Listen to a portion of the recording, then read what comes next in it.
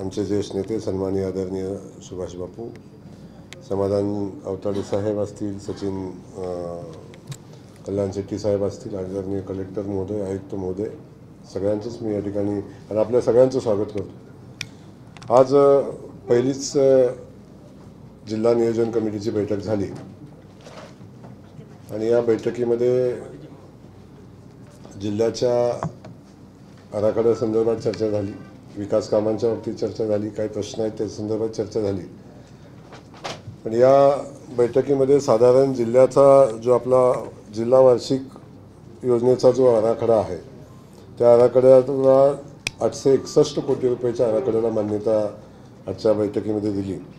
अनुसूचित जाती उपाययोजनेचा विषय आहे, त्याचा आराखडा साधारण 152 कोटी रुपयाचा त्यालाही मान्यता दिली आणि आदिवासी क्षेत्राबाहेर उपाययोजना आहेत त्याला 5.44 कोटी रुपयाचा आराखडा आहे त्यालाही मान्यता दिली। एकूण आराखडा 1019 कोटी रुपयाचा आराखडा याला आज जिल्हा नियोजन समितीच्या बैठकीमध्ये मान्यता देण्यात आली आणि या मान्यता देत असताना जिल्ह्याच्या सर्वांगीण विकासासंदर्भात अनेक लोकप्रतिनिधींनी आपले विषय मांडले, त्याची सारासार चर्चा झाली।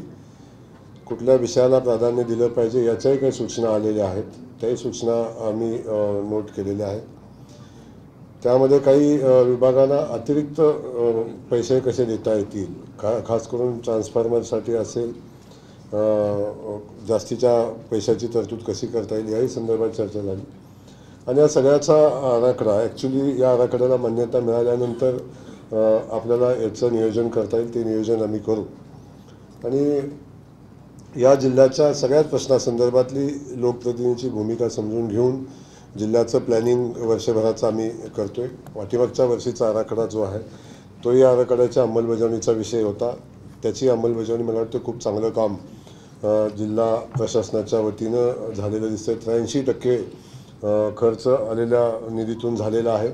अतिरिक्त निधी आता उपलब्ध, आणखीन निधी उपलब्ध झालेला 140 कोटीचं त्याचंही नियोजन तयार आहे आणि बाकी जो आणखी काही निधी येणं आवश्यक आहे तोही मार्चच्या आधी येईल आणि प्रशासनानं तयारी ठेवलेली आहे की आलेला सगळा निधी मुदतीत खर्च करण्यासंदर्भातली आमच्या प्रशासनाची तयारी आहे, तेही प्लॅनिंग प्रशासनानं करून ठेवलेलं आहे।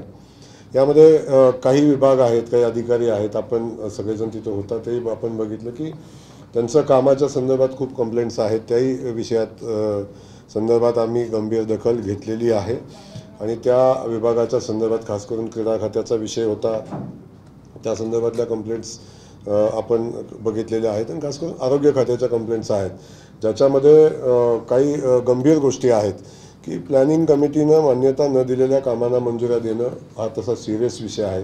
हाही विषय आम्ही सिरियस घेतलेला आहे, त्या संदर्भात माहिती घेऊन कलेक्टर महोदयांना तशा आपल्या आम्ही दिलेल्या आहेत की याची माहिती घेऊन जर चुकीचं झालं असेल तर त्याच्यावर 100% कारवाई आपण करू आणि हे सगळं होत असताना वाळूच्या बाबतीतला जो विषय आहे तो काही लोकप्रतिनिधींनी मांडला आणि माझी ठाम भूमिका आहे की कुठल्याही परिस्थितीमध्ये बेकायदेशीर वाळूच्या संदर्भातली भूमिका सहन केली जाणार नाही।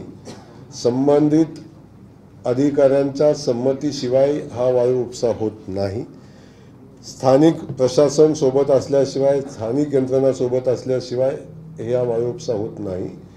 त्यामुळं हे प्रकरण खूप गंभीर आहेत आणि या संदर्भात तातडीनं कारवाई केली पाहिजे अशी माझी भूमिका आणि काही लोकप्रतिनिधींची आमच्या भूमिका आहे, ती भूमिका आम्ही मांडलेली आहे आणि जर याच्यामध्ये कुणीही कारवाई करायला टाळाटाळ केली तर मी या जिल्ह्याचा पालकमंत्री म्हणून कुठल्याही परिस्थितीत ते सहन करणार नाही आणि त्यांच्यावर कारवाई केली जाईल, याच्याबद्दल निश्चिंत आपण सगळ्यांनी राहावं। बाकी जे विषय शहराच्या विकासासंदर्भातले आहेत आणि जनरली नियोजन बैठकीच्या पलीकडचे काही विषय आहेत याही संदर्भात मी थोडं जिल्ह्यामध्ये मला खूप दिवस काय झाले नाही पण बाजूचा जिल्हा काय प्रश्न माहिती आहेत, काय प्रश्न माहिती नाहीत, पण आमचे सगळे लोकप्रतिनिधी आहेत, अनुभवी आहेत, त्यांच्यासोबत चर्चा करून प्रशासन पण ॲक्टिव्ह मोडवर आहे, सगळे मिळून आपण जिल्ह्याचं प्लॅनिंग करून जास्तीत जास्त जिल्ह्यामध्ये काय करता येईल याचं प्लॅन आपण करू. सोलापूरच्या पाणी पुरवठ्यासंदर्भात बराच वेळ चर्चा झाली. अतिरिक्त निधीची गरज ती शुद्धीकरण केंद्रासाठी लागणार आहे.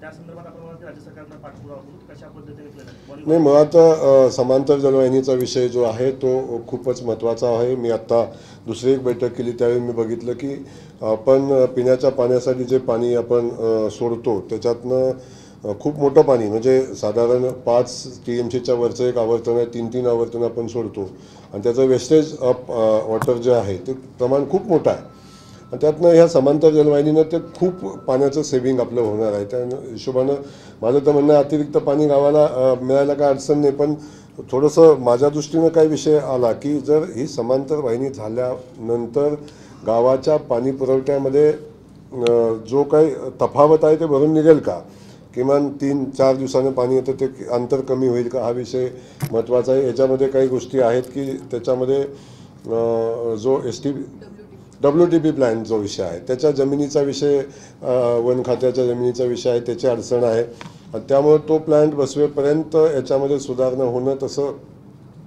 पॉसिबल नाही असं प्रशासनाचं म्हणणं आहे. पण वास्तविक तो विषय तातडीने मार्गी निघण्याची आवश्यकता आहे. मी स्वतः प्रशासकीय पातळीवर याचा फॉलोअप घेईन आणि नियोजन खात्याकडे ती फाईल पेंडिंग आहे याची माहिती कलेक्टर महोदयांनी दिलेली आहे. तोही विषय आपण मार्गी लावू. अगदी लास्ट मार्गी तिकडूनच लावू. आपण नाही लागला तर मी आयुक्त महोदयांना सांगितलं की 9.5 कोटीसाठी एवढी मोठी योजना आपण थांबवून चालणार नाही, किंवा त्याचा इफेक्ट यायला पाहिजे तो येत नसेल तर आपण त्याही संदर्भात विचार करू, असाही विषय आहे. त्यामुळं जो पाण्यातला 3-4 दिवसाचा जो विषय आहे तो कमीत कमी कसा करता येईल या संदर्भात चर्चा तर झाली.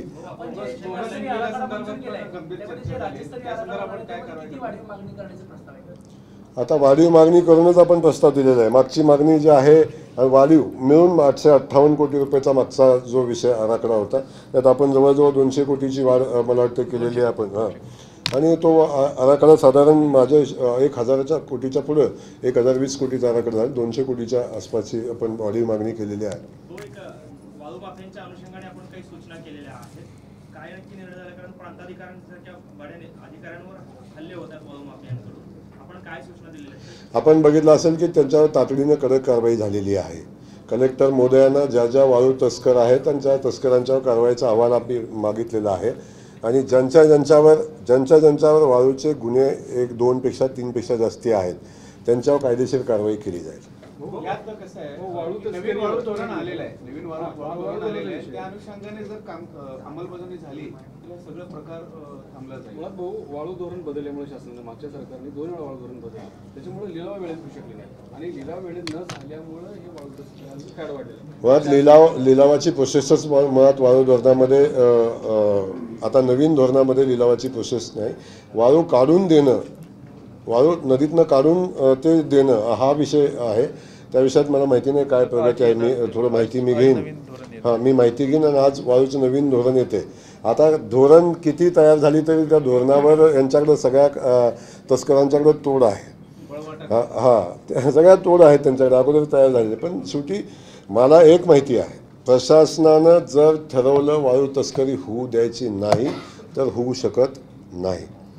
ज्या ठिकाणी वाळू तस्करी होते त्या ठिकाणी प्रशासन सामील आहे याचा क्लिअर अर्थ आहे. त्यामुळं आता इथून पुढे ते चालणार नाही आणि आपण योग्य वेळी आपण आज सगळ्या गोष्टी न सांगता योग्य वेळी तुमच्या लक्षात येईल ते.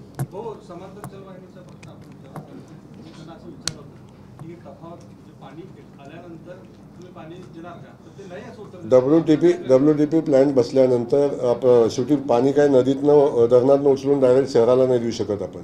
पहिला प्लॅन ज्या कॅपॅसिटीचा आहे त्या कॅपॅसिटीनंच त्याचं काम चालेल. पण आता जेव्हा नवीन प्लॅन्ट बसवेल तेव्हा नक्की त्याच्यात फरक पडेल त्यामध्ये. त्यामुळे तो प्लॅन्ट लवकरात लवकर कसा बसेल यासाठी आपण प्रयत्न करू.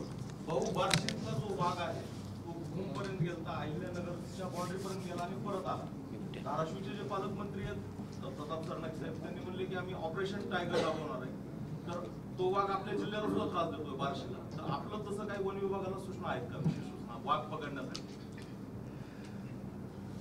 आता तुम्ही म्हणताय तो वाघ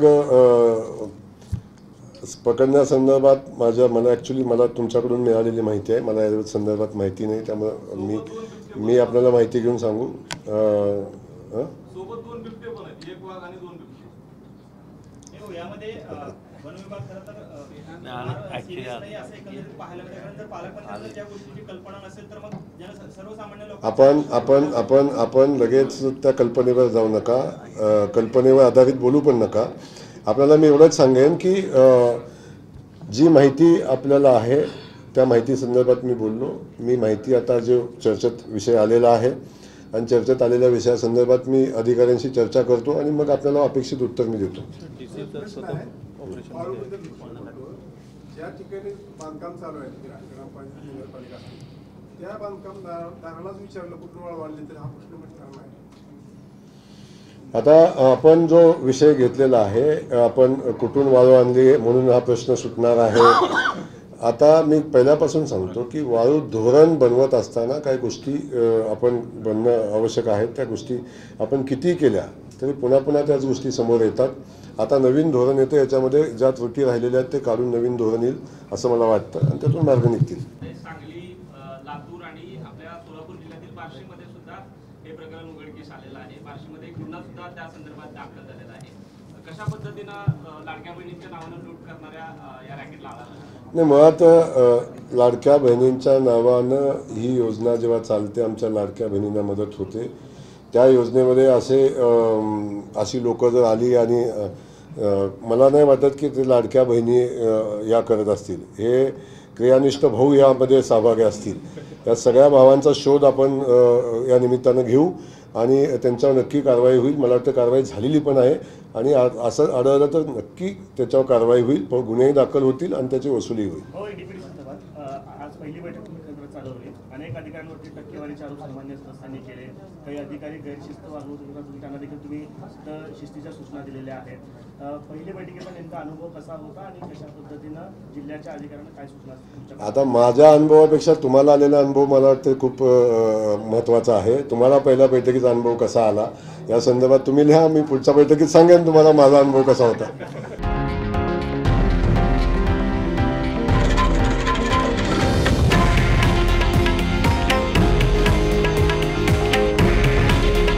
हे आहे देशातील नंबर 1 न्यूज नेटवर्क आणि आपण पाहत आहात TV9 मराठी. काळजी तुमची, हित महाराष्ट्राचं.